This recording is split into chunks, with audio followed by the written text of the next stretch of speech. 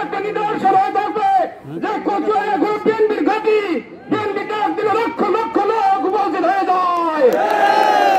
বিএনপির মধ্যে কোনো বিভাজন না। আমরা আইন 15 বছর যুদ্ধ করে নিজেদের তামা তামা করে ফেলেছি।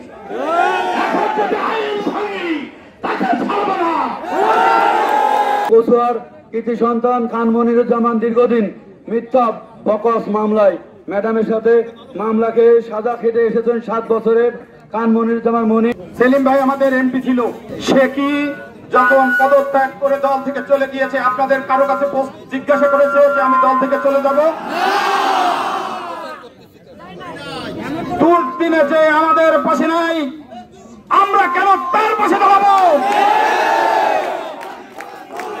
এরা আওয়ামী লীগের দালাল।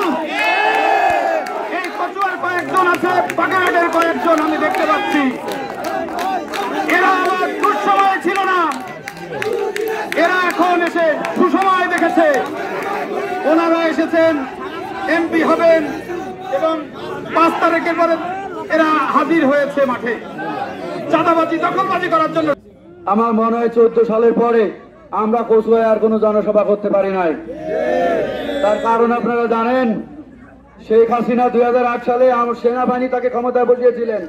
এরপরে 2014 সালে বিনা ভোটে নির্বাচন করে এই দেশের ক্ষমতা দখল করে তার বাপের দেশ হিসাবে উনি চালিয়েছেন।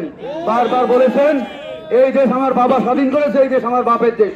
সেই হিসাবে পুরা শেখ পরিবারকে সারা বাংলাদেশে প্রতিষ্ঠিত করার চেষ্টা করেছে।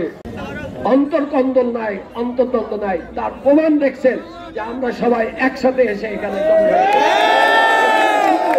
আপনাদের আগামীতেও বলছি, আপনারা ব্যক্তিগত দল করেন না, দল করেন বাংলাদেশ জাতীয়তাবাদী দল বিএনপি।